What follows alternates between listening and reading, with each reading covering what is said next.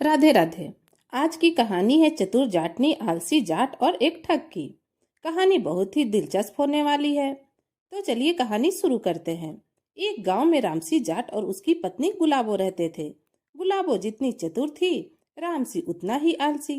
वह दिन भर चारपाई पर पड़ा हुक्का गुड़गुड़ाता और कहता, जब मेरी गुलाबो इतनी होशियार है तो मुझे क्यों दिमाग लगाना। लेकिन गांव में एक धूर्त ठग भी आया हुआ था, जिसे सब बनवारी ठग कहते थे। वह भोले भाले लोगों को बड़ी बड़ी कहानियां सुनाकर ठग लेता। बनवारी ठग को पता चला कि रामसी जाट आलसी है और उसकी पत्नी बहुत चालाक। तो उसने सोचा कि क्यों न उसकी पत्नी को मूर्ख बनाकर उसके सारे पैसे लूट लूं। उसने एक चाल चली। वह भेष बदलकर रामसी के घर जा पहुंचा और कहा, रामसी भैया, मुझे पता चला कि तुम्हारे पास एक बेशकीमती हीरा है जो तुम्हारे दादाजी छोड़ कर गए थे। राम सिंह ने आलस से आंखें खोली और बोला, अरे भैया, मेरे पास तो बीड़ी के लिए भी तिनका नहीं है, हीरा कहाँ से आएगा। लेकिन गुलाबो समझ गई कि ठग किसी साजिश में है। उसने झूठ मूठ एक कहानी बना दी। हाँ हाँ, हमारे दादाजी के जमाने का हीरा तो है, लेकिन हमने उसे ऐसी जगह छुपाया है कि कोई सोच भी नहीं सकता। बनवारी ठग की आंखें चमक उठी। उसने सोचा, अब बस इस हीरे का पता लगाना है। गुलाबो ने साजिश के तहत गांव में अफवाह फैला दी कि उनका हीरा एक पुरानी कुएं के ईंट के नीचे दबा है। रात को बनवारी ठग चुपके से कुएं के पास पहुंचा और जैसे ही पहली ईंट उठाई, धड़ाम।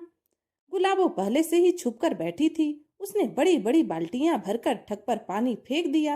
अरे, ये क्या हो रहा?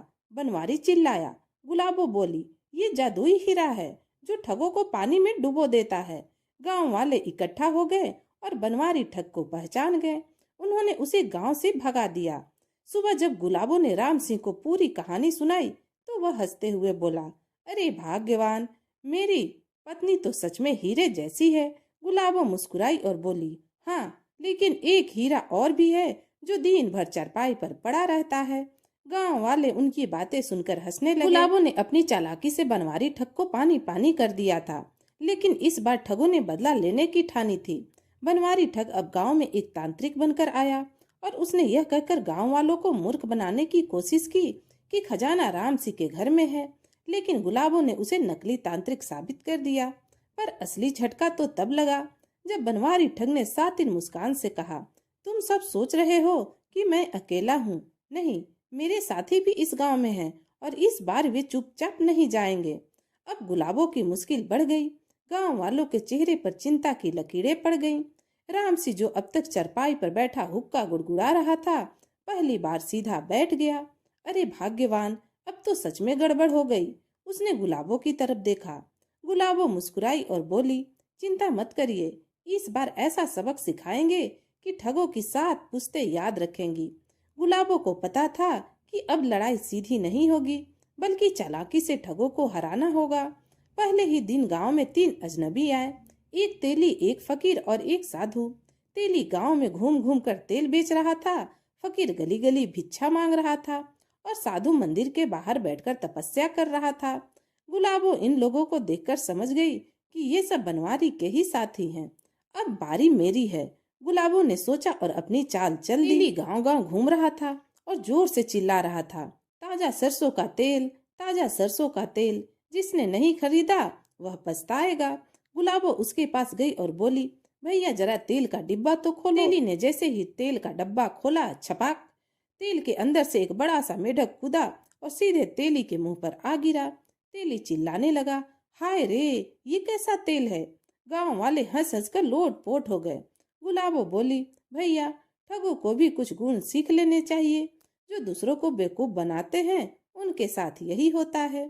तेली को लगा कि उसकी पहचान फांस हो गई है और वह भाग खड़ा हुआ। फकीर की बारी थी। वह गांव घूम घूम कर कह रहा था, अल्लाह के नाम पर दे दो, अल्लाह के नाम पर कुछ दे दो। गुलाबो ने उससे कहा, बाबा, सुना है आपकी झोली में जो भी चीज जाती है वो दोगुनी हो जाती है। फकीर अकड़कर बोला, हाँ बेटी, अल्लाह की मेहरबानी से सब संभव है। गुलाबो बोली, ठीक है, तो यह लो, एक बकरा, अब इसे झोली में डालो और इसे 2 बकरों में बदल कर दिखाओ। गांव वाले तालियां पीटने लगे और फकीर की सिट्टी पिट्टी गुम हो गई। उसने बहाना बनाया, बेटी, यह जादू सिर्फ सूरज डूबने के बाद होता है। गुलाबो बोली, तो ठीक है बाबा, तब तक आप इसी बकरे के साथ बैठे रहिए। गांव वालों ने फकीर को रस्सी से बांध दिया और उसे सूर्यास्त तक बकरा चराने के लिए छोड़ दिया। अब फकीर भी गांव छोड़कर जैसे तैसे भाग खड़ा हुआ। अब बचा सिर्फ साधु। लेकिन गुलाबो ने अब साधु की ओर देखा। जैसे ही वह साधु के पास पहुंची, वह अपनी जगह से गायब था। गुलाबो चौंक गई। गांव वालों ने भी इधर उधर देखा, लेकिन साधु कहीं नहीं दिखा। राम से धीरे से फुसफुसाया, भाग्यवान, ये तो सच्चा तांत्रिक निकला। गुलाबो ने अपनी चतुराई से तेली और फकीर को गांव से खदेड़ दिया। लेकिन साधु बने ठग की असली चाल अभी बाकी थी। जब गुलाबो अपने घर पहुंची तो दरवाजा खुला मिला और संदूक भी टूटे पड़े थे। जैसे ही उसने अंदर कदम रखा, दरवाजा पीछे से बंद हो गया। गुलाबो ने मुड़कर देखा तो सामने वही ठग था, साधु के वेश में। अब गुलाबो फंस गई। लेकिन साधु हंसते हुए बोला, बहुत चालाक बनती थी ना, अब देख, तेरा सारा धन मेरा हो चुका है। गुलाबो ने देखा कि रामसी अभी भी चरपाई पर खर्राटे मार रहा है। हे भगवान, यह आदमी नींद में भी अपनी जिंदगी निकाल देगा, उसने मन में सोचा। साधु आगे बढ़ा और बोला, अब तेरी बारी है, या तो खुद सारे गहने उतार दे या फिर मैं तुझे भी तिजोरी में बंद कर दूं। गुलाबो डरने के बजाय मुस्कुराने लगी। साधु चौंक गया। क्या हुआ, क्यों हंस रही हो? गुलाबो बोली, अरे बाबा, अगर लूट ही रहे हो तो एक काम करो, जो संदूक तूने खोला है उसमें असली गहने नहीं हैं। असली गहने तो मेरी कोठरी में रखे हैं। साधु की आंखें चमक उठी। अरे वाह, चल जल्दी दिखा। गुलाबो बोली, पर बाबा वहाँ बहुत अंधेरा है, मुझे दिया जलाने दो। गुलाबो धीरे धीरे कोठरी में गई और वहाँ रखा पुराना मटका उठाया, जिसमें खूब सारे लाल मिर्च के पाउडर भरे पड़े थे।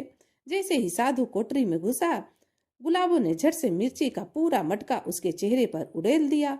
आह, मेरी आंखें जल गई, जल गया रे! साधु चीखने लगा। गुलाबो ने बिना देरी किए एक लकड़ी उठाई और ठग पर बरसाने लगी। अब लुटेगा, अब चमत्कार करेगा, वह डंडे मार मार कर बोली। साधु जैसे तैसे भागने की कोशिश करने लगा। अब तक गांव वाले भी वहां आ चुके थे। गांव वालों ने ठग को पकड़कर रस्सी से बांध दिया। रामसी जाट, जो अब तक खर्राटे ले रहा था, अचानक उठकर बोला, अरे भाग्यवान, क्या हलवा बना रही थी? इतनी तेज आवाज क्यों आ रही है? गुलाबो ने गुस्से से उसकी ओर देखा। हलवा नहीं, ठग पीट रहा था। और तू तो नींद में सपने देख रहा होगा कि मैं तुझे पराठे खिला रही हूँ। गांव वाले यह सुनकर हंस हंस कर लोट पोट हो गए। गांव वालों ने फैसला किया कि ठग को गांव के तालाब में डुबकी लगाकर भगा दिया जाए। साधु गिड़गिड़ाने लगा, मुझे छोड़ दो, अब कभी ठगी नहीं करूंगा। लेकिन गांव वाले माने नहीं। राम सी जाट बोला, भाग्यवान, तेरी चालाकी न होती तो ठग तो हमें बर्बाद ही कर देते। गुलाबो मुस्कुराई और बोली, तेरी आलसी आदत न होती तो शायद तू भी ठगों का शिकार हो जाता और ठग तुझे उठा ले जाते। गांव वाले भी यह सुनकर खूब हंसे। तो दोस्तों, आपको यह कहानी कैसी लगी? अगर अच्छी लगी तो कमेंट में जरूर बताइएगा और इसे अपने दोस्तों के साथ शेयर भी कीजिएगा। कहानी सुनने के लिए आपका बहुत बहुत धन्यवाद। तो फिर मिलेंगे एक नई कहानी के साथ। तब तक के लिए राधे राधे।